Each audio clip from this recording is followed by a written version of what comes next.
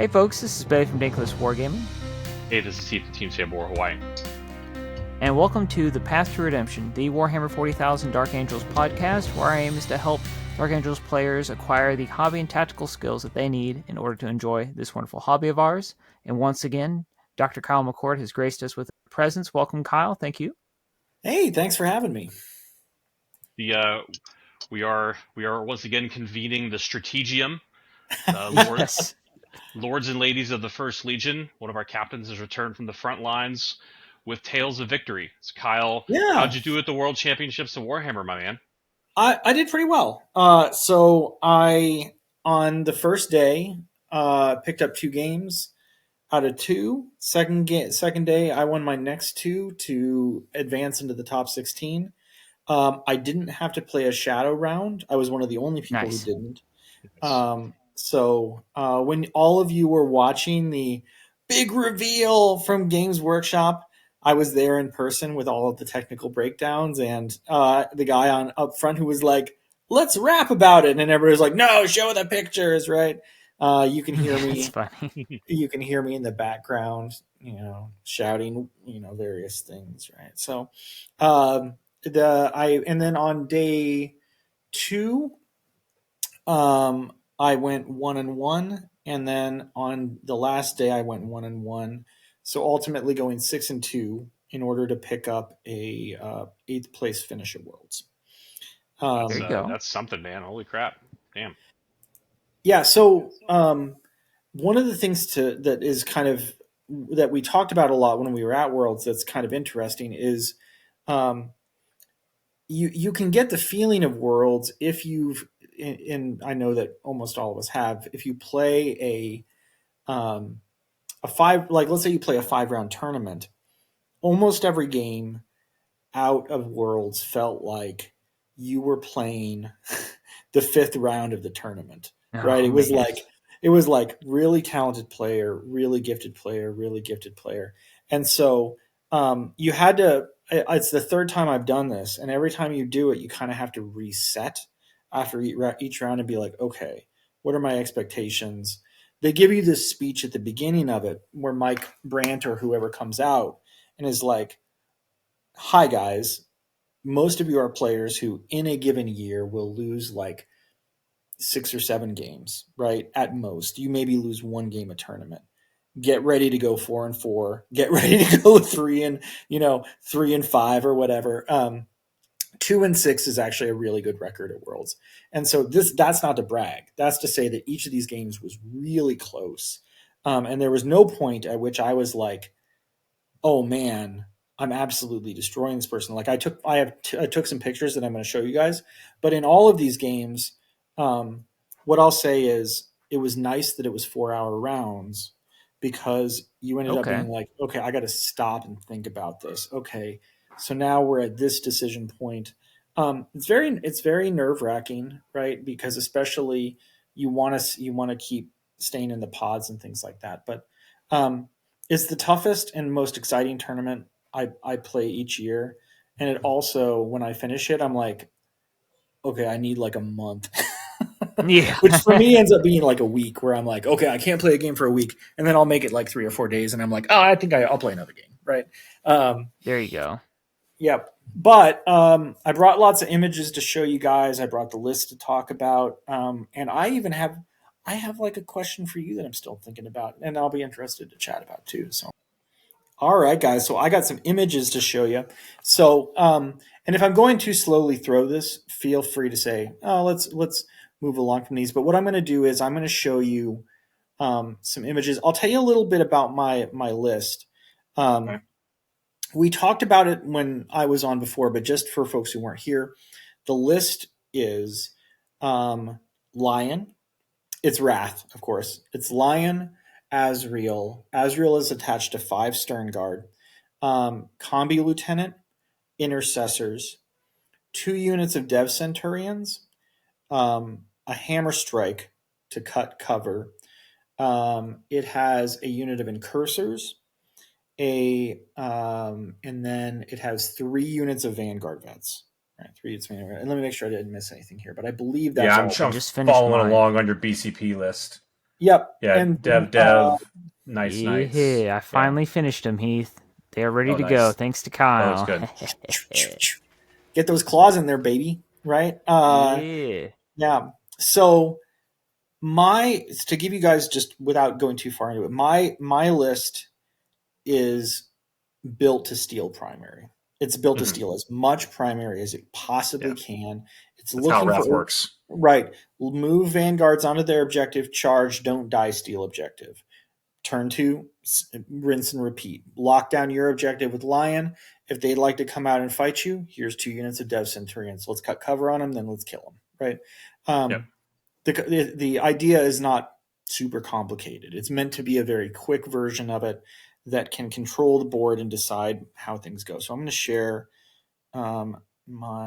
I'll go screen, and the easiest way to do this is, I'll pull this up this way. And I can just move through them one by one. So as a rule, one of the things that I do is I take pictures of all my games at different points throughout. And then I will also write notes to myself. I also keep track of everything by hand, right? So having a 4-hour round is very good for that, right? Yeah. This was my first game. I was elated when I got it because it was into Blood Angels. For those of you who don't know, Blood Angels have a very hard time with the Lion, and they have a very hard time with Deathwing Knights. If you are like, let's find some Blood Angels units with 3 damage weapons, I'll see you in a couple hours, right? Like, it just, you will be looking forever. That, like, it just really doesn't exist that much. And so this game I took a picture of, but what ended up happening was, you can see up here on the top, he sort of congregated everything up there. I use that as an opportunity to push in the middle. The hammer strike ends the game on his home objective. And then the Lion pushes down here. Lion moves up, kills a bunch of the units that try and commit here in the middle. There's not as much to maybe say about this one. And so I'll just say that, again, Blood Angels is it's very tough for them to win. I had a great opponent, right, we had a wonderful time playing it. One of the things they do at Worlds is they start by matching you up against people who are not from your native country, right? So okay, that's cool. That's cool. Yeah, they will do that as long as possible, right? So the good news is us Americans don't have to play each other, at least for a little bit, right? So this is the second game here, if it's going to let me do it. Oh, come on, you thing. Let's see. Do the thing. Yes. There we go. Okay, and I think I can get it. Oh, this is the setup. It's everybody's favorite, most balanced army. It's AdMech, right? I see destroyers, and I just go... Yeah. And they're not even the worst part about that army now. This is my friend Jeremy Atkinson. Very great player from Canada, plays for StatCheck. Yes. So the things that really worried me about this army were the giant blob of breachers and the giant blob of destroyers. Those will very definitely kill things, and they will kill things in Overwatch, and they'll kill things in Activation. So the way that this game played out is that I had 1 unit of Centurions up in the corner where you can see where the phone is right now. That's where the one of the Centurions came out. The other set of Centurions came out at the bottom so that they could shoot at the destroyers. What I ended up doing that was somewhat successful was I kept sending Vanguard vets onto his expansion. Meanwhile, I locked down my expansion with the DWK and the Lion and just refused to move from there. There was a big brawl in the middle that I eventually won, where I killed most of the Rust Stalkers, most of the Infiltrators, and lost some of my scoring pieces. But I eventually just pushed him back, and you can see that in the other photo over here. I remember you saying that one of the reasons you took the double dev sense was because of the matchup into AdMech, because you like the missiles into the Rust Stalkers. And from what you're saying, it sounds like you putting them up in that corner where you're talking about, you're using your Deathwing Knights and Lion to guard your expansion objective, using the Van Vets to push and skirmish his to hopefully keep him from scoring it, and which leaves the other midboard objective you're keeping clean with covering fire from the Devastator Centurions. That's correct. And he had to Okay. stay in the +1 to hit in melee most of the time. So you can see these chickens have not had a good time trying to pick up Centurions. Yeah. The math is just not in their favor, right? And you can see where the Lion has ended up. He and the Deathwing Knights are back here. This unit of Terminators has taken the middle. I have very few scoring pieces left, right? I had one in Cursor who then died, right? I have a bit of Intercessors on the back. So at a certain point, this is something to always watch for as a Dark Angels player. Are you out of units? So like one of the big weaknesses for me of Dark Angels lists is I won't play an army unless it is 12 to 13 units. And sometimes I see people who have Dark Angels armies where they're like, I got 10, I got 9. That is something that, look, you can try and just play into that and be like, you will never score no prisoners against me, right? Good luck trying to deal with it. But for the most part, especially in a team's context or sometimes in a singles context, you're giving your opponent a pressure point, which is that if you run out of units, you can't play the game, right? You don't want Lions sabotaging, right? Not unless it's for not unless it's for for 6 points at the end of the game or whatever, right? And so you're also really having a hard time scoring primary on turn 4 and 5 because you're just going to be out of resources. Correct. Yep. Yeah. And so you can see I've tried to whittle him down. He's got no Vanguards left. He's got the one Manipulus. The rest of the squad is dead. Here's Call, right? And so that's how the game really ended, was that I just had more on primary than he did because I kept stealing this objective enough for it to matter. And then at the end, I kept kind of scoring secondaries to get there. This, by the way, was Halo Screed. I think either one's good. I think Cohort's good. I think Halo Screed is good. Again, Jeremy was a very good player, and he went on to have a good record at Worlds, right? All right. So, well, the thing, Kyle, that we're kind of hitting on too, we were talking about unit numbers. Heath and I find this when we do our spreadsheet on every month with everybody's list, is that a lot of it comes down with characters with Dark Angels armies. Is that you want to go above 3 characters, and I'm running into that thinking about Hawaii. So, is this the time to say War on the Shore 2026, January 8th through 11th, the 12th, 11th, right? Check it out on BCP. Heath and I will be there. Kyle, maybe? No? When is it? Next year? January 8th. I'm going to be at the Las Vegas Teams Tournament. That sounds like fun. We have my team is, and you'll like this. It's my friend Chris, right? Chris Adams, who was also at Worlds with me. It's going to be Tucker Riley, who's a very gifted player from Florida. He's AOW. Cody Giroux, who is maybe he is one of the best Drakari players in the world, and then Mr. Nice. Jack Harpster. Okay. So we are, and the funny thing is, I might be giving up my Marine slot even because Jack wants to play Bloody Nose. And I was like, I don't know, man. I guess I could learn something else, right?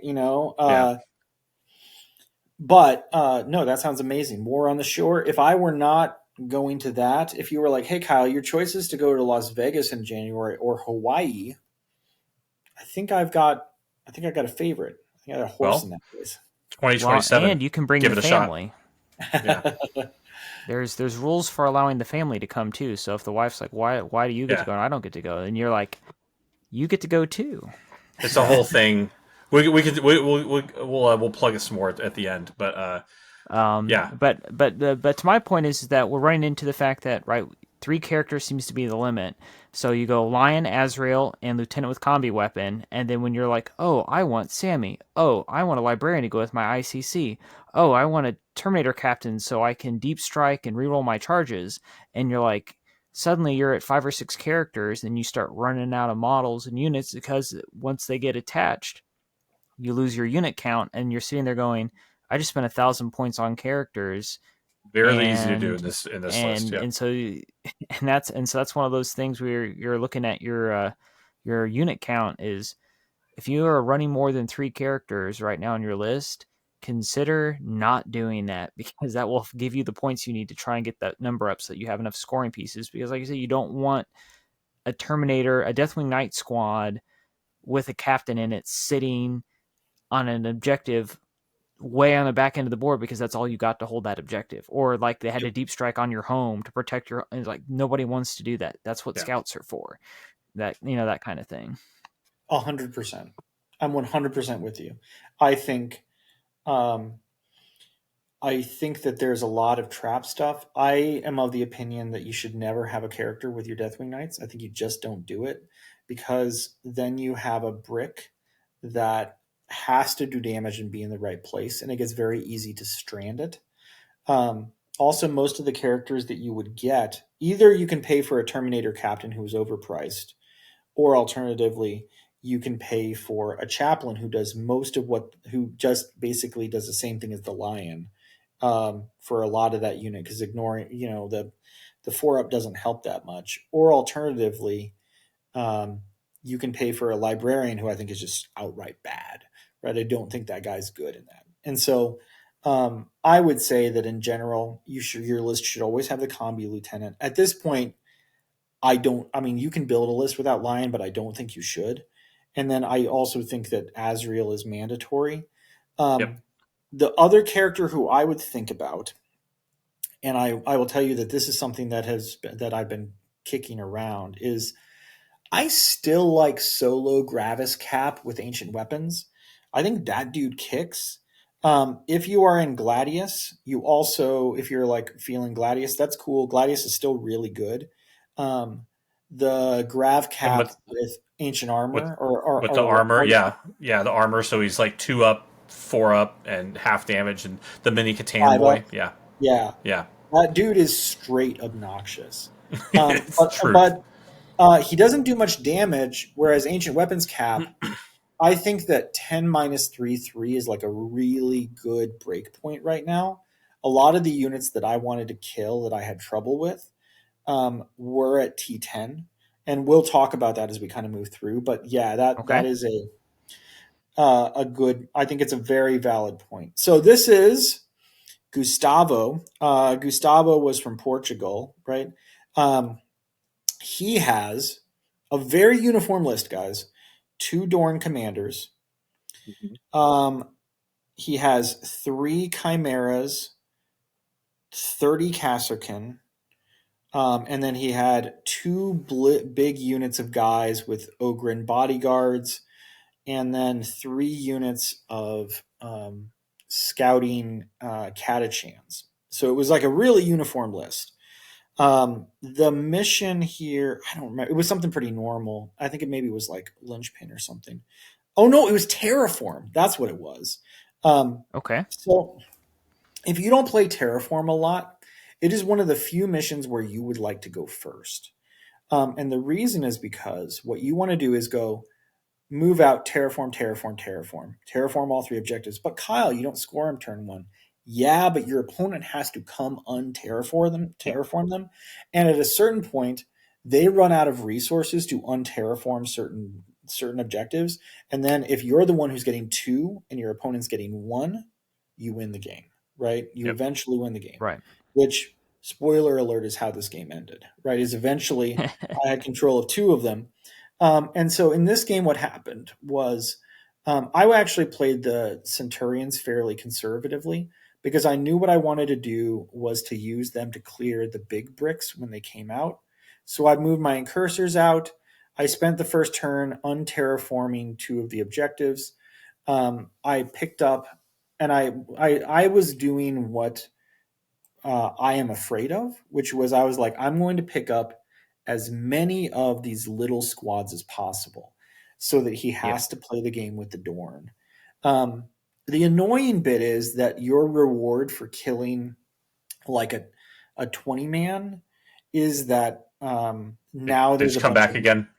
Well, yeah, once they do that, and they get a million little idiots to run around, because they're like, now I have the command squad that can still do stuff, so you haven't actually knocked out a resource.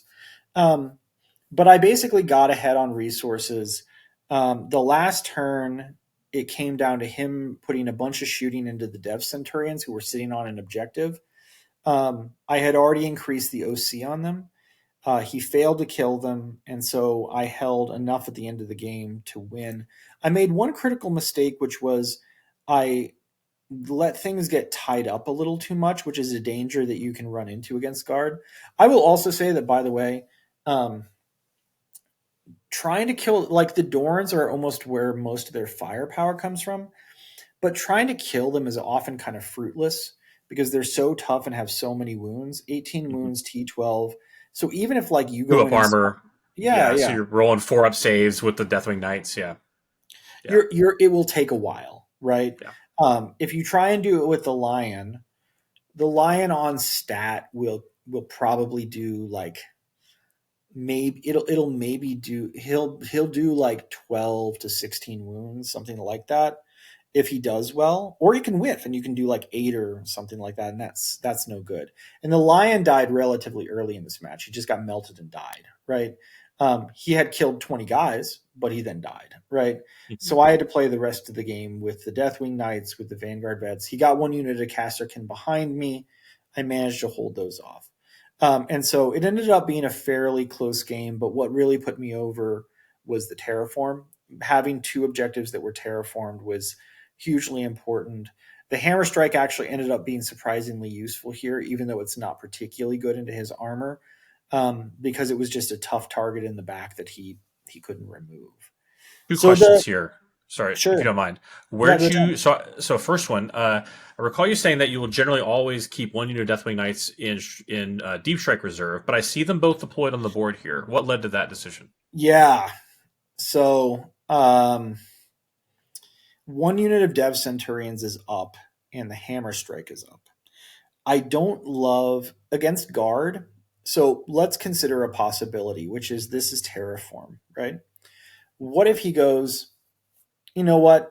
I don't think you can kill me that fast, and I'm not really that worried about you connecting with me, and just puts everything out in front of me, melt-a-mines dudes, and all of a sudden I'm looking at 30 dudes sitting on each objective, right?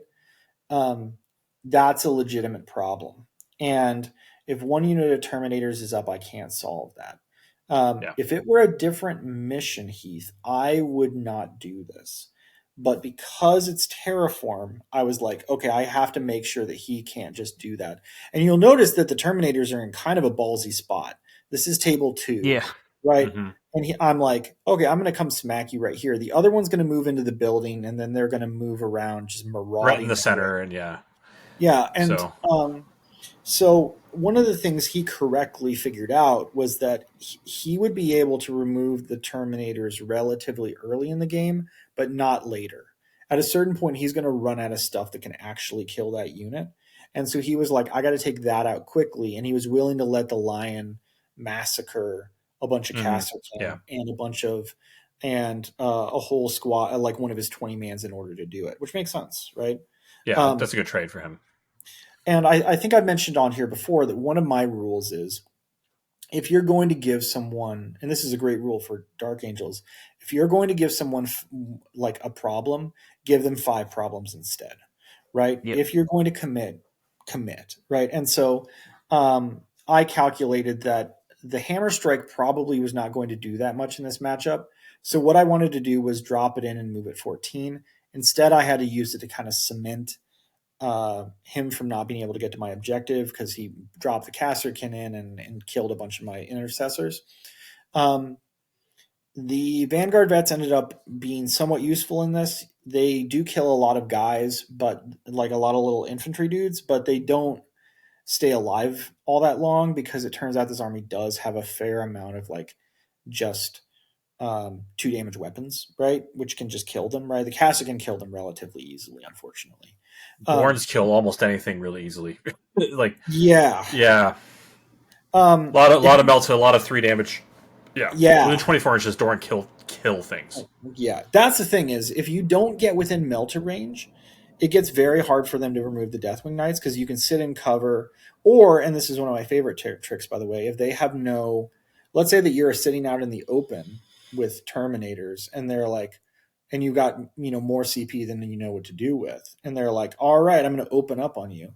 Cool. I'm going to go to ground, and then I'm going to AOC. So now I get 2-ups against almost all of your weapons. Oh, you shot me with Meltas. Your Meltas maybe put 2 through. You had 1 go through. It didn't kill a guy. 'Tis a shame, right? Now I'm sitting on a unit that you really have a problem dealing with, right? That's a really good observation. You'll notice the incursors are one of my early trade pieces here. Yeah, I think I see. So the incursors are set there. So the intent is, if you go first, they scout forward and then move to get. If they go second, they scout behind that wall on your left hand terrain feature. The other question I had was, where do you start the combi lieutenant here? Is he down on your expansion in the bottom right? No, he's in the. Or he's up there. He's right there in the corner. So he's near the middle objective.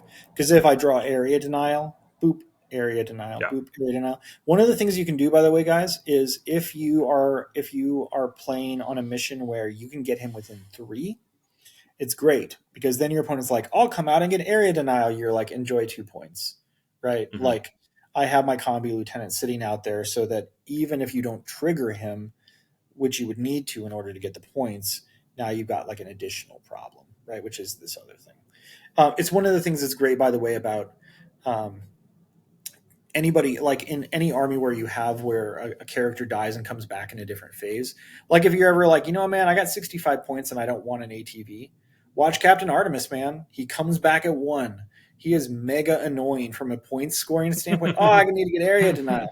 Have fun with that, right? Like it's one of the tricks that sisters can do that makes them so strong, made them very strong in Worlds, is you killed me, I'll get a miracle dice, I'll get back up, right? And now you have to come kill me again. So you're basically like this little character that costs you 60 points requires 2 activations, 2 different phases. So you have to use a multi-phase unit in order to solve that problem.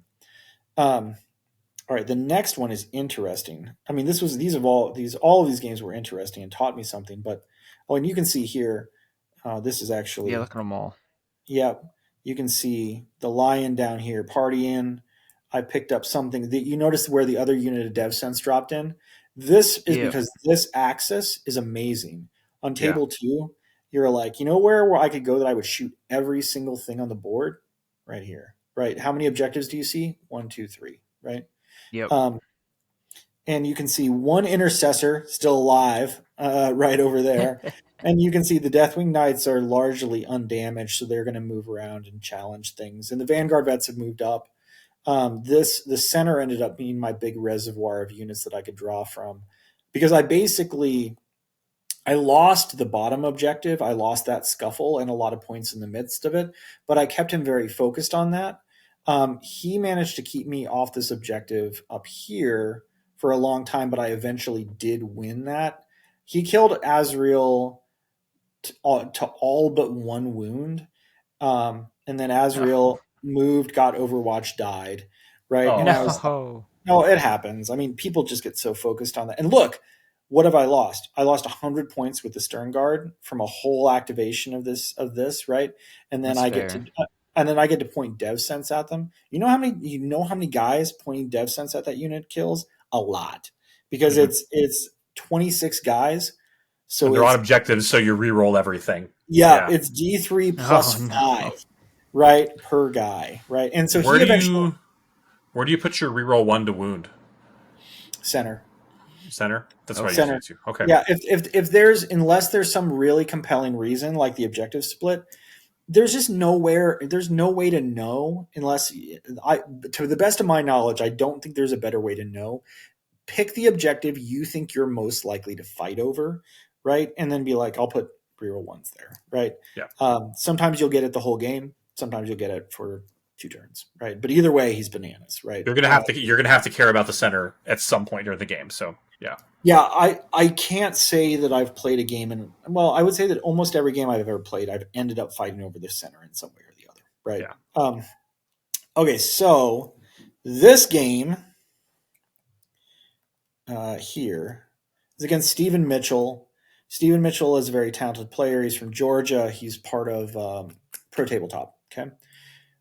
This is, let's see, I think I got 2 images of this. Yeah, okay, this is the earlier game state. This is the kind of game that makes me very nervous. This is Scorched Earth. Steven is running triple Vindicator, double Predator, Cypher, 2 units of dudes, 2 units of Noise Marines. He's playing Renegade Raiders, so if I'm standing on the objective, it's pretty bad. And things go really wrong for me in this game at the very beginning. Okay. So I move the incursors up. He has to go first, which I love. I love getting to go second, just react to everything. You'll notice that I have the big wall of hiding over here. One thing to say, by the way, about table 2, if you don't know this, is where I have all these units, you might be like, but Kyle, there's a big gap there where they can see you. Yeah, but they got to get fully over this wall right here where the objective is. Yep. So this has the illusion of being a spot where you can shoot in, but you actually can't. So you can use this to stage stuff pretty far up. If I go first, this is a game that I should lose.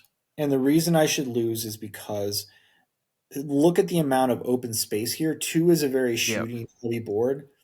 I do not like getting hit by sustained Vindicators that sustain on 5s. Oh, no, they don't sustain on 5s, but they sustain, and they can sustain an Overwatch, right? Turn 1, I draw Tempting and something else. Move the incursors up with a 5-inch charge. Miss it.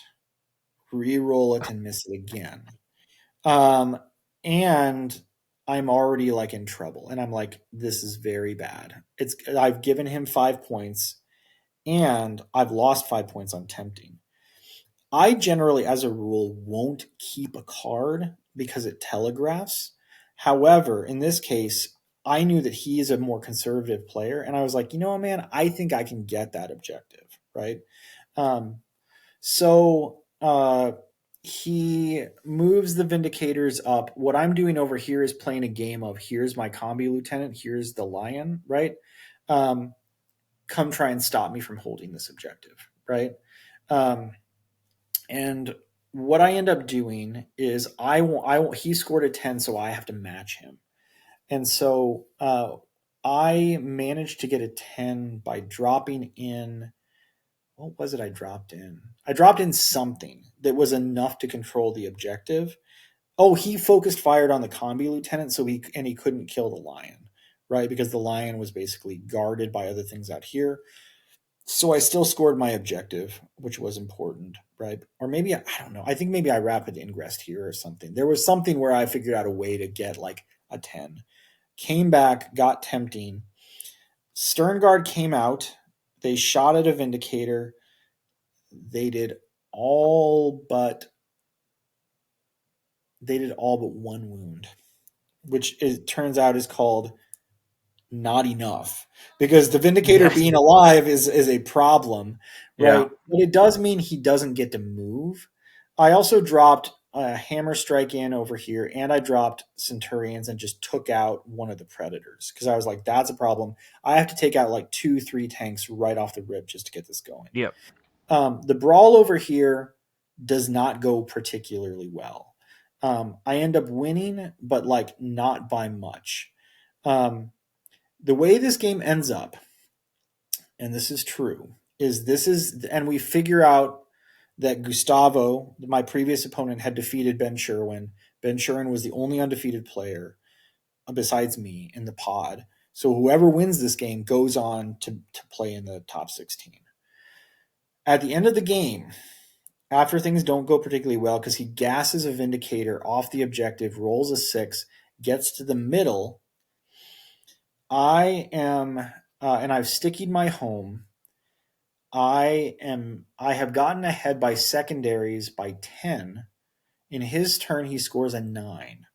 So I'm ahead by 1. He is burning an objective. So in order to win the game, I need to hold my home, not a problem. That's stickied. I need to hold one other objective. So I need a 10, and then I need a burn. Okay. I don't know if you guys know this, but did you know that you can start burning as the second player, and then so start burning, score the objective for your turn, and then score the burn? Yeah. Okay. I did know that. Stephen Mitchell did not know that, right? And this is not going to a gotcha moment, not to worry. So I need so what I have left, you guys will love this. I have 2 Vanguard vets on an objective, and I have 5 intercessors that are directly behind the wall in front of checks notes the Vindicator, which can overwatch me. So what does Kyle? I am saying a prayer. I am saying a very loud prayer for myself as I am doing this.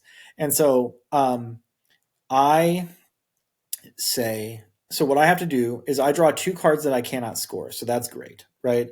I draw recover assets. That's fun. And then I draw something else that's undoable, right? Where I'm just like, it's not going to happen. I have to spend 1 of my CP in order to pass the Vanguard vets because I'm not going to chance it, right? And I was like, okay. So basically, I move the Vanguard vets, and he goes, I'll overwatch you. And I breathe a great sigh of relief, and you'll see why in just a second. I see where this is going, I think. Yeah. They have an invul save at least, and the intercessors are the ones that have the OC to outdo them. And even if I fail, which I do, and they kill them, so the Predator shoots him and he dies, the intercessors move out. I go, I'm burning the objective. 10, 5, 15. I win by 1. And he's like, oh, I was like, he's like, and so we call the judge over. The judge says, yep, that's how it works. If you burn it, it goes like this. This is the timing. And I said, Stephen, you're my friend. I don't want you to feel bad. What I would have done if you tried to shoot the intercessors is, 1, I would have left 2 of them behind cover. And then the other thing I would have done when I moved the Vanguard vets is I would have thrown a grenade at your Rhino that had 4 wounds left. And he said, okay, sure. And I said, okay, well, let's throw it. I throw it. It's like 6 successes on the grenades. I was like, perfect. Okay, now you don't have to regret anything, right? Yeah. Like that was how it was going to be, right? I always, as a rule, having multiple paths to victory there is good. Yeah. I don't want someone to have the feels bad of it, right? Of like, I didn't know that rule, right? Like it's something you learn as you go along. And if that was how it had wound out, I would have taken the win, but I wouldn't have felt as good about it as just like, let's play it through and see. Also, there's interesting things about like the active player chooses the order that rules resolve, and that is one of the like, oh, I guess I can score it and then resolve the burning, so I can basically And that's a tricky one to know, right? Yeah. This was he also overwatched the hammer strike at one point, got 4 successes, and I auto died from 11, and I was like, oh, that hurts bad. Like there were just a lot of things. And that's to encourage you guys also that when you're playing a game, if you're like, dude, everything is sliding the wrong way, hang in there and look for the points. Hang in there and especially look. If you're playing Wrath of the Rock, because you are more durable than you think you are, and your army is designed to hold on to the bitter end and pull victory out of the jaws of defeat. Yep. If you have 2 guys standing on objective, you can outnumber most tanks and still score it. Yep. Especially if you can get that OC trick to go off, or you can charge and then be extra OC or something like that, right? That's big. All right, so over here, this is when we went to the top 16. So the top 16, 4 games. We want to go this one, but not that. It's this one. It's the Thousand Suns. Oh, yes. That's a nice looking Magnus, by the way. Oh, wow. Yeah. This was a very, very, very pleasant player from, gosh, I think he's from Denmark. He's from Denmark. That's right. So I looked at this match and I was pretty pleased. Thousand Suns is generally a pretty good matchup for, hang on, let me see if I can get a second image out of this. Okay. I think that generally, it's this. Generally, Thousand Suns is a pretty good matchup for Wrath of the Rock, specifically because you have a lot of protection. However, and Thousand Suns like lost a bunch of stuff. If you want to, I actually have a stream game where you can see me play against Thousand Suns, It's a fun game. It's back before they got like a little bit of a nerf, but this is midway through the action. He had a bunch of goats, the goats, and I spend a lot of the game just making jokes about the goats. It's something I love to do. But he has a lot of goats with bows over here shooting at me. On turn 1, he warped his Terminators. This is what I did not expect. He went all in, basically on like turns 1 and 2. He just went like, I'm going to hit you, right? So that's cool. This is an interesting insight, is that I don't know what his calculation was, but if you think that your opponent just like, maybe you think they have a better skill differential, or you think their army is just better into you, just go hit them, right? Like, see what happens, right? Sometimes you can backfoot somebody by just being like, let's see if you roll better than I do, right? Like, sometimes it'll work, sometimes it won't, and you'll just die miserably, and you'll spend 2 hours being like, man, I probably shouldn't have done that. But like, it's not the worst idea. So he warped his crystal guys, blew up one unit of Vanguard vets. Magnus blew up another unit of Vanguard vets.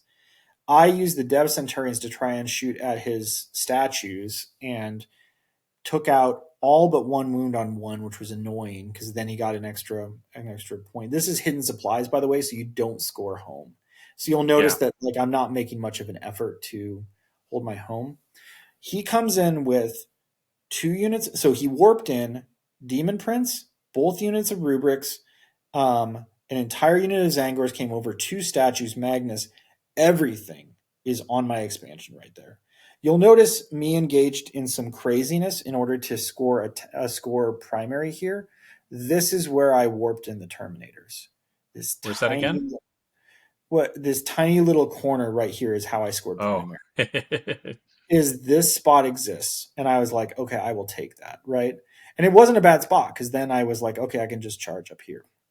So he warps in, he kills an entire squad of Deathwing Knights. Magnus shoots at the Dev Centurions who are protected by the Lion. Magnus does 3 wounds in total to the Dev Centurions. Rerolling hits and wounds. So he spent 2 CP to do almost nothing. Now, bear in mind, when the Lion is sitting by the Dev Cents, it's actually not totally unrealistic for that to happen because I AOC'd, I'm sitting in cover, but still, it's not the result. He's certainly not the result he's looking for, right? And then he kills the entirety of Azrael's squad except Azrael. Azrael is alive at 6 wounds and very mad. So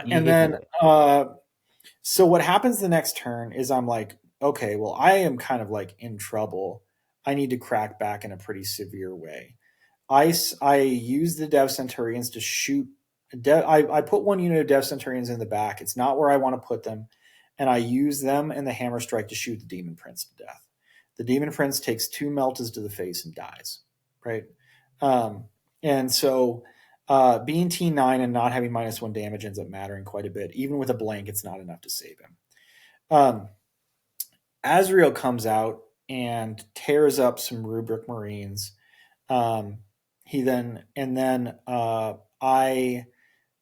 This unit of Deathwing Knights goes bananas.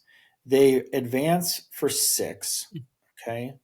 And then come up to here. This unit of Incursors comes out, almost dies from being overwatched. However, the Melt-A-Mine guy is still alive, and that will be important in just a moment, right?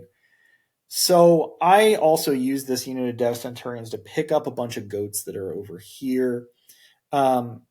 And so I contemplated for a long time whether I should just send the Terminators back and take his home objective. And I was like, dude, it doesn't matter. It's hidden supplies. What I need to do is just like, he went all in. I have to push back. So the Terminators go this way. In my turn, I wipe out from the charge. The Lion ends up fighting the Zangors, which is not recommended. He just kills them outright. He just is like, sweep, dead, right? But Azrael kills all of 1 Rubric squad. I kill another Rubric squad with the Terminators. The Terminators roll a 12 on the charge, and I position them. I told you they went bananas, right? And so I position one of them to touch Magnus after they're done. The incursors make the charge, touch the statues, blow the melt to mine, blow up one of the statues, right? So what's left at the end of this, after the smoke clears, is 2 sorcerers who are in combat. Magnus, who's now been touched by the Terminators. Now you might say, but isn't Magnus good into the Terminators? No, he is not. Really. He is 3 damage a hit. And if it turns into dev wounds, they have ways to protect against it. So he gets touched, can't do anything, and there are no statues, no rubrics. 2 sorcerers who are both touched. Demon Prince is dead, and I'm like, okay, this is looking good. So Magnus puts all his shots into the Lion. Lion does not die. Lion goes in, charges him the next turn, and he tells me something, which is, he says, if Magnus dies, I think this game is over.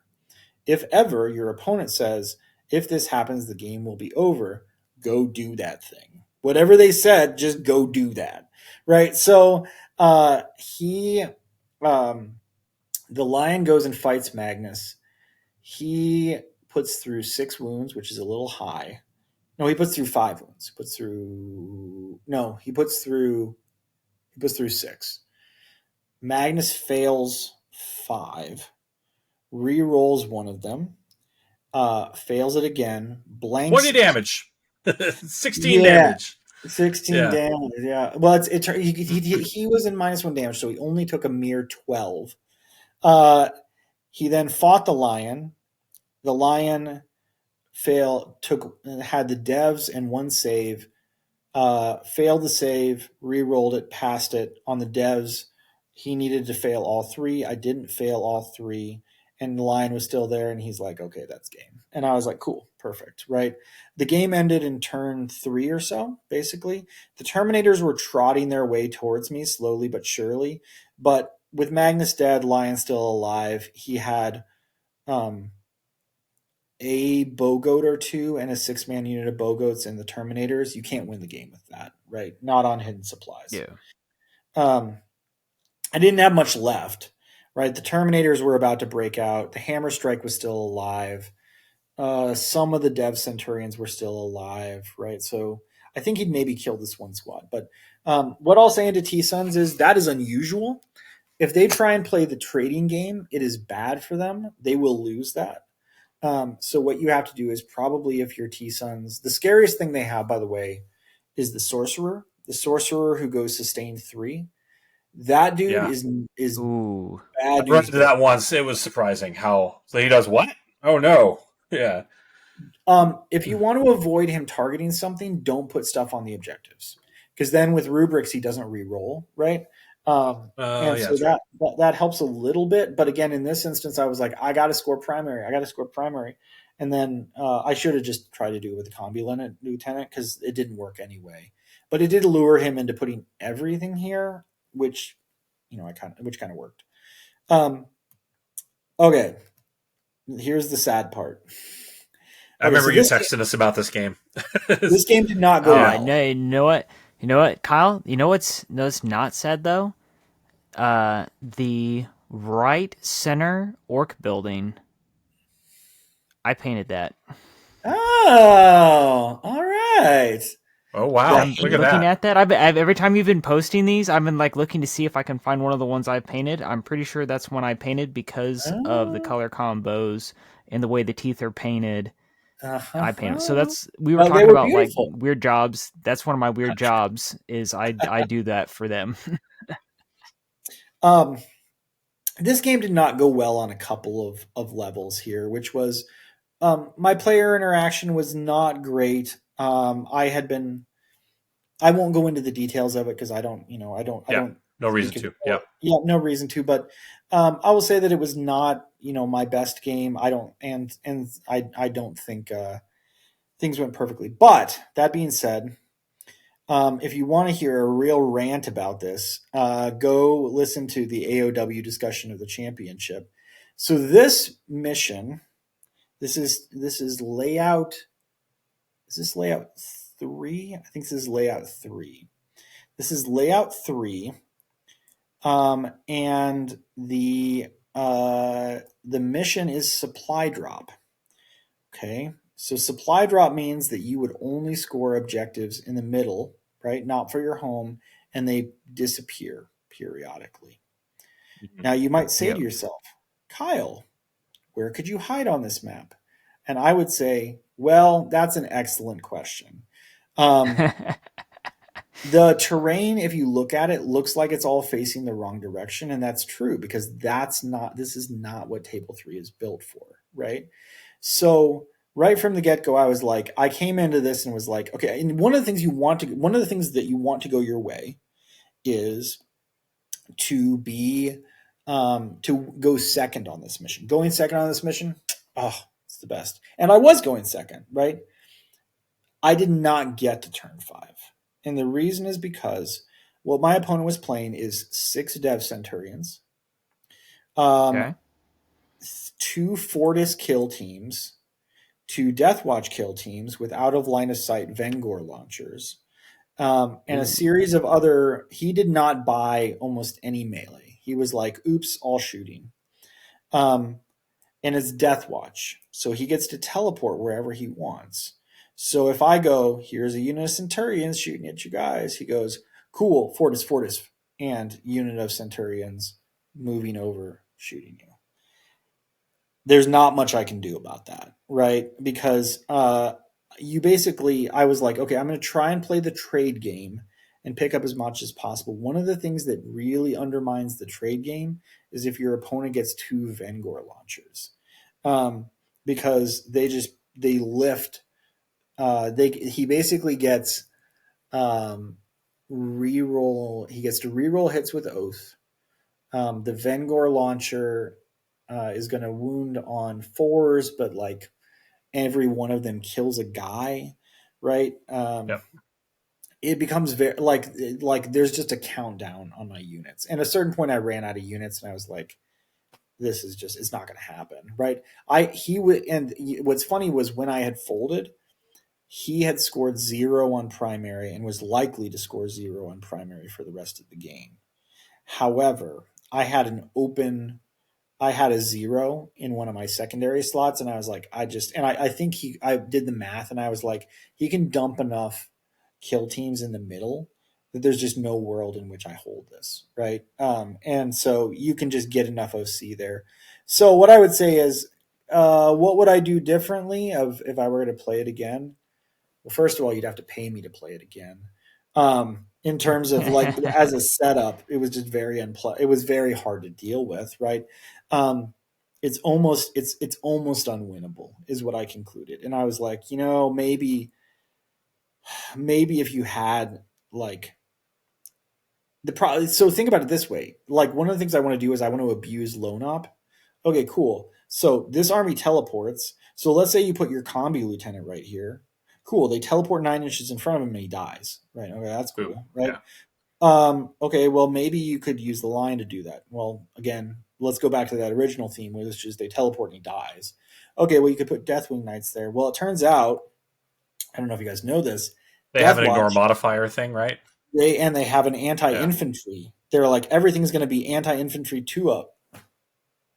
Okay, yep. Cool. So like, on a table that is not table 3, and also where my opponent hasn't been like, I'm going to buy all in on like most of the time at a tournament, if somebody goes, I'm all in on guns, at a certain point they will be punished, right? They will play World Eaters, or they will play something else where they will just get knocked out. That hadn't happened, right? And it does happen later. He played Siegler and then Lennon in round 7 and 8. I just looked, So if you play against Lennon, it's just like, I'm going to pinball and touch all your stuff, and I'm going to bounce off it and touch the next thing and kill the next thing, right? Or alternatively, if you play Siegler's like, oh, you think you have more guns than me? I always have more guns than you. That's the theme, right? And so that is not the case. I was not playing an army that, because it's combined arms, if somebody's all in one direction and they get the table they want, there's not a lot I can do. And he played it correctly, right? Like it's what I would have done too. So, and look, I wasn't particularly sour grapes about it, because in the sense that I didn't love the way the game went, but it wasn't like there was something fundamentally wrong about it. Sometimes you get a bad match, like it just happens, right? So this was Death Watch, and then I have two more. I have a relatively unknown player now. This guy is pronounced Folger. Folger Piles. That's right. Previous Warhammer 40,000 world champion. So this was fun. So Folger is playing a match. I'm playing a match against him that I am excited about. He is playing Aspect Host, and I am playing my army. And so I am playing Rock. This is not a great matchup for him. Unfortunately, it does not quite go the way I want. On turn 1, he draws Assassinate, and look, what an idiot I am. Look at that stupid combi lieutenant right there, just begging to be killed. And he draws something else. He draws Tempting Target or something that's 5 points. So he just gets a flat 10. And then the next turn he gets another 9 for like Display of Might and something else where he didn't have to do anything. So he's got 19 on secondary on the first 2 draws. Dang. And you didn't know that Eldar have the ability to just like reshuffle their secondary deck? I wouldn't be surprised if that was a thing that they're allowed to do. Right. Eldar. Yeah. There was evil inside him. So he moved Warp Spiders up here. He used some Corsairs to kill these guys. Here's what you have to get them to do, guys. Get them to bring the Fire Dragons out. And then you have to magically make them whiff. You have to go, no, it's not going to happen. You're just not going to roll well. And so this, I will tell you, there was some generalized frustration in both directions, right? It was a game where there was a little bit of horse trading. Folger's also my teammate. So let's put it this way. We're not going to be mean and nasty with each other. We're going to, say, oh, well, you meant to do it this way. You meant to do it this way. So the pivotal moment in this game was that it looked bad. If your opponent has 19, right, you're going to have to beat them on primary. That's the only way it's going to happen, right? So I moved the Terminators onto the objective. I moved some Dev Sense out. I picked up some little trading units, right? He sends the Fire Dragons in to kill the Terminators and Centurions. He also sends, I know it's supposed to be pronounced Lickus, but I insist that it is Licky. He sends Licky and the Warp Spiders to come kill me. And he puts everything into Azrael. I deep strike some Vanguard vets behind them so that they can heroic. So prior to this point, it seemed like there was no real path where I win this game, right? It just seemed quite bad. He used the Fire Dragons to pick up. He used his flips on the Centurions in the previous turn, so he picked up like all but one of them, right? So he shot, and I overwatched him. I killed like 3 of them. So there was left, Fuegan and 7 Fire Dragons, I believe. Okay. He shoots all of them at the Terminators. He has Janezar's unit in front of them, by the way, to come finish the job. I will let you take a guess as to how many Terminators he killed. I'm going with 0. 1. Yeah, Bailey's right. You can count it on no hands. Okay. He was like, what? And so then he also sent Licky in. Licky had the no Overwatch token. He fought the Stern Guard. After shooting in melee, because he split attacks, there were still two Stern Guard and Azrael still alive, and Licky was alive on 1 wound. So he was licking his wounds, if you will. Yes. I think about how long I spent to set up that joke, like a long time. It's pretty good. A lot. So he is like, what is this? And so at a certain point, by the way, I want you to know I did something, which was he asked me to take something back. I said, okay, Folger, I'll make you an offer. I will let you take that back if you say to me, Wrath of the Rock is good. And he did. So Folger is on record, right? I was like, you will tell me that Wrath of the Rock is good. But we had a great game. The last turn, he shoots everything at the Lion because he knows things have gotten desperate. The Lion fails his battle shock on a 5-up. Oh, no. And I am trying to get a 15.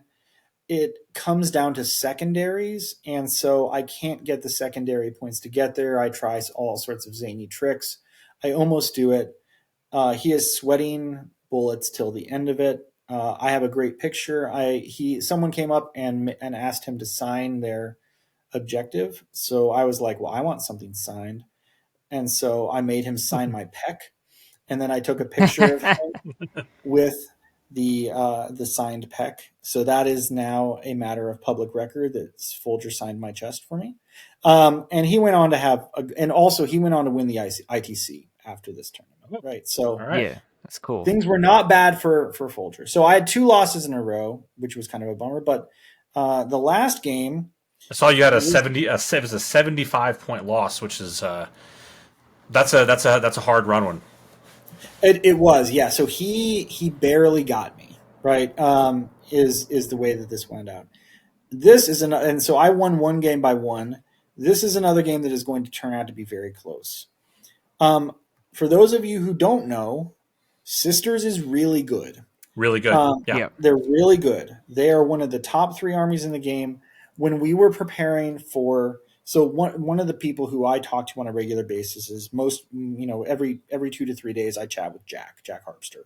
And so Jack was thinking about what to bring, and he was like, dude, I think it's Sisters. Like, I think Sisters might be cracked.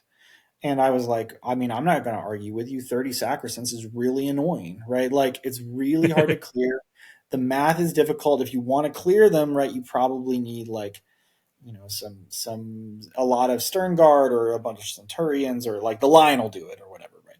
We had a 30 Sacrosancts list on our Challenger team, and it did pretty well. So, dude, it's quite good. It's quite good. Also, because on my list of units that I need to beat that are tough is an Immolator. Immolators are very hard to deal with because they're T10, they're 11 wounds, and they have a 6-up invuln. So like half the at least once they can be like, nah, no damage, right? They're surprisingly hard to kill. So this was an interesting matchup. This was a French player. This poor guy, he had been on stream for 4 consecutive games because in the championship they had the French stream set up, and then Americans, in particular Art of War, dominated the pods. So there was like one French guy who made it out, and they were like, haha, you will be on the pod, right? And so there he was, right? 4 consecutive rounds, right? Yeah. So this dude was like dog tired by the time I got there, and his army was like not a particular, like, I know that this is not the ideal matchup that he would have hoped for because it's almost all melee Sisters. What he does have is Vol's unit, which if you don't respect it, will destroy you every single freaking time. You have to have a plan to deal with that unit. So, hits, wounds, +1 to hit, +1 to wound, Melta everywhere. Get out of here. Reroll everything, right? Yeah. Like, and I can manipulate the dice. I can give you extra stuff. Yep. What this army wants to do in the early game is just put crap on objectives and then just be like, now you must kill my canoness, right? And you're like, well, I don't want to. If you can see what happens in this game, this is Scorched Earth. I dump everything up here. There are 2 units of Vanguard vets, there's a unit of Terminators, and there's the Lion, right? And then the rest of the board, I put up a resistance, but I don't do that much. And what I end up doing is he pushes 1 turn too late. I push 1 turn too late, actually. So there's a unit of Sacrosancts here. Not Sacrosancts. It's the Flame Squad, the Sisters Flame Squad that you can take in agents. It's it's like I'll think of it. No.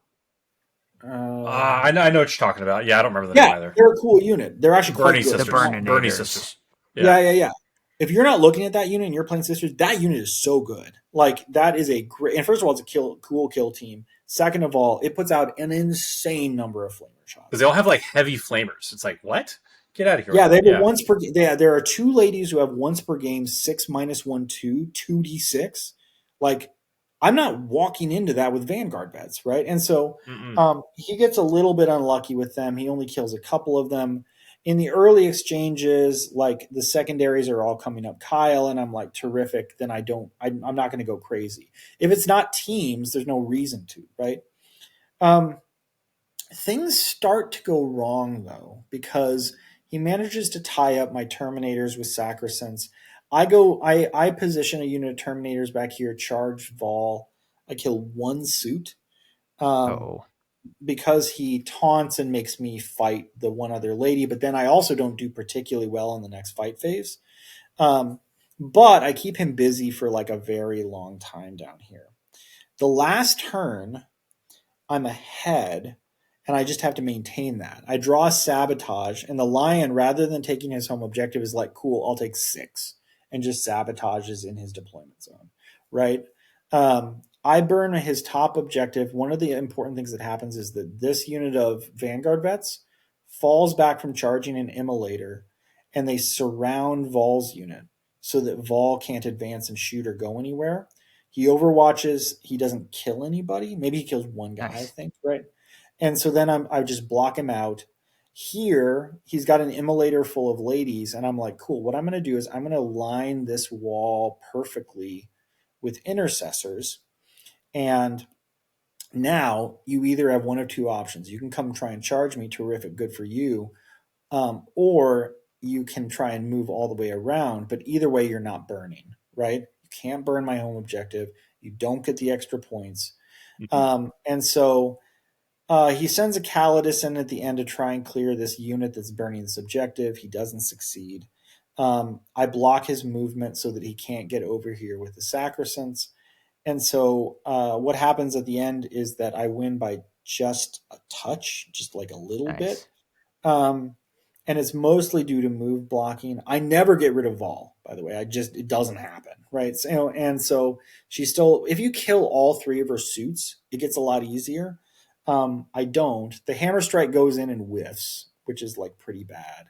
And so, the only way I end up winning is that I hold her off long enough. I trade my shooting in order to get rid of like scoring units. And there are some units in the back that don't get to do anything. I end up winning because I also just, again, one of the things you can do with Wrath, by the way, guys, is you can just be like, I'm going to run up primary super hard. I'm going to run up secondary super hard.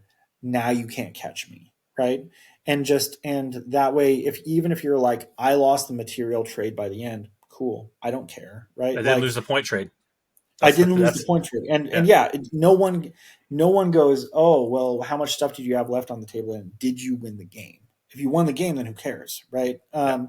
And you can't be reckless about it. You can't be like, I'm going to just abandon all material, right? And like there is a limit where it's like I don't have enough to play turns 3, 4, and 5, or something like that, right? But in general, if your opponent gets 0 on primary enough times, they can't win, right? So that was what I really aimed for. Was I was just like constantly shoving stuff onto this objective. Anything I could find that I could shove onto that objective, I was like, cool, there you go, on the expansion, right?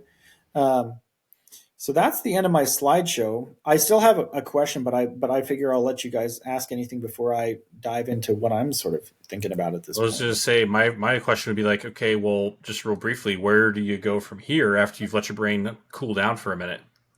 Yeah, so on the plane ride on the way home, I worked on the list. And what I had was I had a list of notes. I had all my photos, and then I had a set of like, okay, these are units that I had problems with. So here's my list of units that were a problem or that I was scared of, that in some instances I solved, in some instances I did not. Devastator Centurions, opposing Devastator Centurions. Demon Princes, right? the the immolator was legitimately it's so dumb because it feels like a thing you should be able to kill. Yeah, Right? it's medium armor. You should be able to kill it. Yeah. And then AdMech breachers. Okay. Those are the 4 that I came up with that I was like, those were major problems. And so what I've been thinking about is I rebuilt the list and I was like, you know what solves all, like it's dumb, but the unit that solves all of those is more Dev Centurions. I was like, just pour more Dev Centurions in there. Right. And that is a possibility. Here are some other units that I think of that do solve those issues, but they don't do it at range. I mentioned Solo Gravcap. Solo Gravcap is actually good into all of those, especially if he's standing by the lion. If he's standing by the lion, he's like, reroll ones to hit. Okay, here's 5 attacks at 10 minus 3/3. Right? That's great. He kills most of that stuff. Yeah. And then he has a bonus 3 attacks. At 6 minus 2/3. Right? Because you give him the chainsword and he's just like, haha, they're all unpleasant. Right? You could do 2 Landspeeder Vengeances, but the thing I found with them, because what I'm thinking about too is I'm also like, okay, I don't want to lose my push units, right? You could use Landspeeder Vengeances. That's possible. The problem is when you get to like strength 10, like when you run into something like an Immolator, I don't believe you can do it, right? Yeah. And I think the randomness is a problem. Stuff that I think of right off the rip. So those are the things that I sort of thought about. I would say this. My gut impulse has been, in your Wrath list, as a rule, cut as much T4 stuff as you can. Get T5 stuff.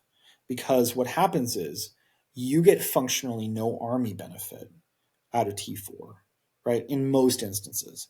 The exception is like, okay, heavy bolter, right? Or something like that. Heavy bolters still are like very efficient at something. There's a lot of strength 6 out there. So T4, T5, it's the same into that, but yeah. You still get wounded by bolters on 4s, which is like, oh, that's true. Okay. Yeah. That's the problem is like if your opponent has 8 million strength 4 weapons, you're not getting any help on that, right? In some instances, I'd almost like to just have bikes.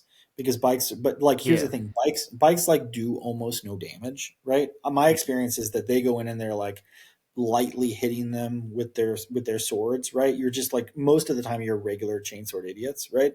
I like Gravis bodies, but I think that in general, like if you were like, hey Kyle, you could solve these units with plasma dudes. First of all, it's very expensive to do that. Second of all, you're only doing it if you spend a CP, right? And then third of all, like the Inceptors with plasma, I think you should only ever take in 6s. The Inceptors with bolt, I think you can take in 3s.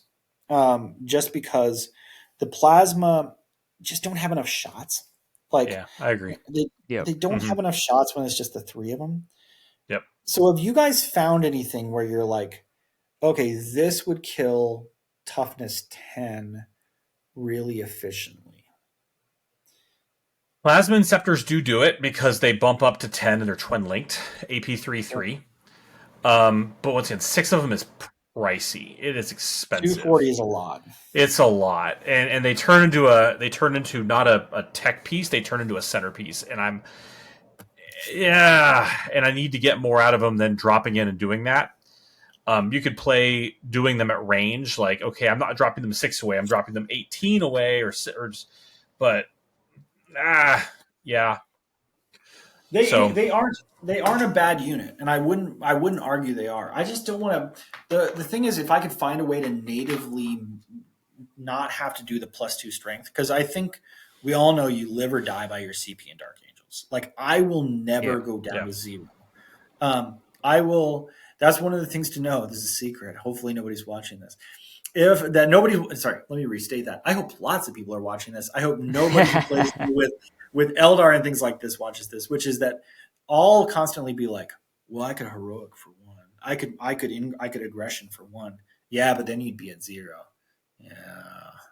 I won't do that generally, right? Not unless I'm about to get a bunch more CP, because one of the most powerful things about um, about the wrath detachment is projection. You're like, I can do ABC. I can do ABC. When you no longer have that, when you're like, I can't do any of those things, then they can do whatever they want. Yeah. Right? It's like being Eldar. You never want to run out of movement tokens, right? Yeah, you need to keep Never tap all your a blue threat mana. cost. Yeah, yeah. Never tap all your blue mana. Never tap all your blue mana, right? No, yeah, because then your opponent's like, I don't know, you can't counterspell, so I guess I'll just do it, right? Mm-hmm. All right, Yep. Bailey, what kills T10? Like what efficiently kills T10? Like anything that. Well, like go ahead. The thing that the problem is getting it there, but the thing statistically that could really mess with that, honestly, is a Brutalis. Because if I remember correctly, it's strength 12 and it rerolls its wounds. And it's a cool model and it's fun to paint.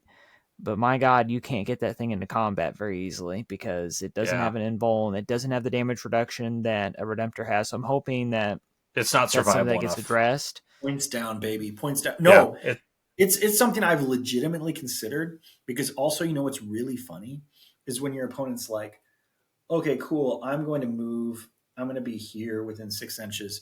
By the way, this guy's Deathwing. I'm going to charge you. I'm going to do mortals on the charge, and then I'm going to Twin Link to reroll all my punches. That's called being a dick. Like you have to tell your opponent before you do that because that is mean, right? And his all of his guns are twin linked. He's got a freaking twin linked multi-melta, but that guy needs to be 145, right? That's aggressive. Yeah. At 145, he'd be right, and I really would think about him, especially because. But the one thing I don't like about his melee is his AP2. Right, so if you're, I was going to say that, yeah. AP2 is not enough these days. I think, especially in the Marines, where they can just armor contempt you, and like the Marine list, where they just put a wall of toughness, a wall of 2-up armor. It's also in the Sisters. Sisters have a lot of 2-up armor as well. It's just not enough. I was going to say I have an argument for Ravenwing Black Knights, not a big one, a small one, because they can, in a pinch, get in there and throw dev wounds on vehicles. Right? It's not a bad plan. And their plasma is legitimately scary. It's like, 3 of them throw 9 shots. That could be, AP3, 2 damage, right? And moving them around the battlefield is a little tough, right? But with Sam, once again, now you're talking about, that turns into a 200-point unit, which actually I'm not that upset about because you're also getting Sam's AP3 sword that's sustained 2, anti-vehicle, anti-monster 4+. And they have the invul save and they benefit from the Wrath's rule. So I don't hate at that it point, as long as you're practice with the movement. If you're not you have to run Stormlance, but it's it's the commander, the command squad with the thing that gives you on the charge the +2 AP, the +2 strength. Oh, I don't think you really need that because you just need the +2 AP, and then you put him with the Black Knight. So now you have this guy with a 2 damage sword that's -4. That's nasty. When you get that guy to pop into a tank, it's nasty. I will say that my friend Brian Doherty, who is a World Eaters player, told me something very interesting. He plays Wrath as well. So we were chatting about it a good bit during the tournament. Very, very good player. And he was like, here's an interesting thing. He said, if you have 2 advance and charge units, your opponent will stop measuring distances. Because at a certain point, if you're like, I can advance and charge here, I can advance and charge here, it's like, okay, well, are you going to stay back on both fronts, right? If you stay back on both fronts, you just lose, right? Because you can't be that conservative. So I think that I'm interested in Sammy. What I wish is that the problem is you have to choose between one of 2 things. So with Sammy, if you put him with the Black Knights, your shooting's not bad, right? Like that's a pretty good shooting unit. And then you go in and all of your damage is damage 2. Or damage 1, damage 2. I don't love. And the other thing is you're really reliant on rolling 4s to wound, which, as people who play Deathwing Knights, we all know, that right? can occasionally not happen. Yeah. Yeah. Oh, Some yeah. people So get to do that. Occasionally is generous. Yeah. I am frequently am like, Yeah. I guess you take 4, right? Like, the thing I will say is that, but if you put him with the Outriders, like he's more damage, right? Yeah. He'll go in and whack people at damage 3, and I like that. But you don't have the anti-vehicle, and the other guys don't do diddly, right? They do like nothing, right? Well, yeah, but like they're also more durable because toughness 4 wounds is a very important breakpoint. I would rather have 4 wounds than the 5-up invul save because there's so much 3 damage shooting out there that the Black Knights just. I can't wait for 11th edition when maybe we'll get Primaris Black Knights that are 4 wounds. Oh, that'd be great. That'd be great. So, give me the minis. Yeah, that's to say, by the way, that in general, one of the things that we've all hit on is that the Outrider data sheet is great. It's a great data sheet. The only reason it's overshadowed at all right now is the fact that there are 5 good Marine units at 80 points apiece, right? Mm-hmm.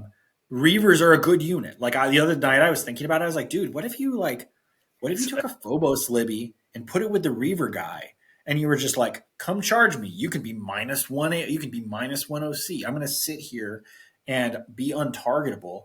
Like that's a legitimately annoying unit that no one bothers with because incursors are good. Intercessors are good. Bikes are good. There's a bunch of others I can think of. Like scouts are around that price point. ATVs aren't a bad unit. Like Marines have like a good bunch of data sheets around that level, right? I put a lot of brain power into Reavers. So, I just keep coming back to, but that's not where, my 80-point utility units are right now. So, because for 10 more points, I can have Vanguard vets, and so. Well, and wasn't the thing with Reavers for when orcs were having like a little bit of a heyday, and because the Reavers countered one of the commando tricks, and that's why Alan was playing them for a while. So like it's just one of those, like it's a meta thing. Like orcs are not a prevalent thing, don't need Reavers. Well, right? with AdMech so prevalent, maybe the negative OC thing is something to consider, right? Especially, I hadn't thought about the Phobos Libby thing. I kept thinking about Reaver Lieutenants because they extend it to a 6-inch aura, but they don't get Deep Strike, and so it kind of negates a lot of the extra datasheet rules that the Reavers have. So, but the Phobos Libby have the same problem. Yeah, there's like some of the synergy in that Phobos space just isn't quite there. I wish they extended, their rule to whatever character joined them. Then we'd be like, oh, now I'm down. So anyway. If I was playing Stormlance right now, by the way, the unit that I would have in it, this is a total side thought, but the unit that I would start in it, I would start with 3 Invictor Warsuits. They're strength 14, I think, on their fists. It's crazy. Yeah. They also have a strength 6 Flamer, which is called I Killed Your Chaff, right? Like that is straight up annoying. So if you're like, cool, what I'm going to do is I'm going to start the game by moving 8 inches forward, moving an additional 8 inches forward, flaming you, charging you, and now there's 3 Invictor Warsuits, and it's cost me 375. And by the way, the rest of my army advances and charges, they all staged up, but you're probably not thinking about that because you're concerned about the 3 Invictor Warsuits that just charged your front line, right? Yeah. Like that is an out sort of like.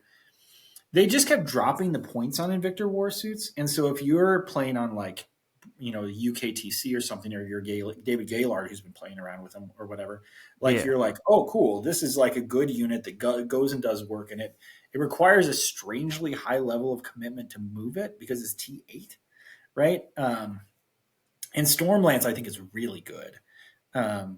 Don't go out and play it and be like, but Kyle, it dies to stuff. Yeah, if you put it in the open, it does. But I will say that it cooks a bunch of stuff in its way too. So anyway, they used to be Deadly Demise D6 in previous editions. Yeah, it was like, oh no, it goes floaty. It was so annoying. Yeah. I need to bounce out here in just a minute. So if we got any final thoughts you want to wrap up with? If anyone knows of a unit that I don't, that kills T10 stuff more easily. Because the thing is, I'm about to play this tournament that has like table 2 and table 4, and I'm just like, well, yeah, Dev Centurions, duh. But like, it's not clever, right? It's just good, right? And I think I'd rather be clever than good sometimes. But Incendium Cannon is D6 plus 3 shots? Oh, lordy. It's 6 minus 1/1. Dude, it's a lot. And then they're like, "Oh, I'll back out of combat with you." Terrific. I'm glad those aspect warriors left because I have something for them, right? Yeah. Okay. Sorry. I just like, wait, what? Yeah. Okay. No, dude, I just know how that's definitely a thought that I have in the trade game, especially like because in the Midwest, it's like you play Imperium or you play Chaos, and there's just tons of Armigers and Hell Dogs and War Dogs, whatever, and it's like, how do I kill all the War Dogs but still have stuff at the end? Because I can't take 3 units to try and kill one War Dog, and then the other 4 come out and kill off my whole army. So like trying to find that sweet spot with like, well, the Lion can kill one, and then I can send these guys to go kill one, and then these Deathwing Knights can go kill one. Like, yeah, I feel your pain because I've been there for a very, very long time here in the Midwest. I'm glad the War Dogs are at least not T10 anymore. Them being like, was it T9 makes them a lot more manageable because I can get stuff over that, right? And that is one of the things that I do like Inceptors for is, strength 10, 3 damage plasma. It's like makes War Dogs quite concerned with their lives. So, well, I like to know that. I worry for them being shot by autocannons, but that's a problem for later, Kyle. To figure out. It's future Kyle's problem. That's future Kyle's problem. Hey. Nice. Well, awesome, Kyle. Well, thank you for taking the time to come out on a weeknight and talk to us about your experience. That looks really cool.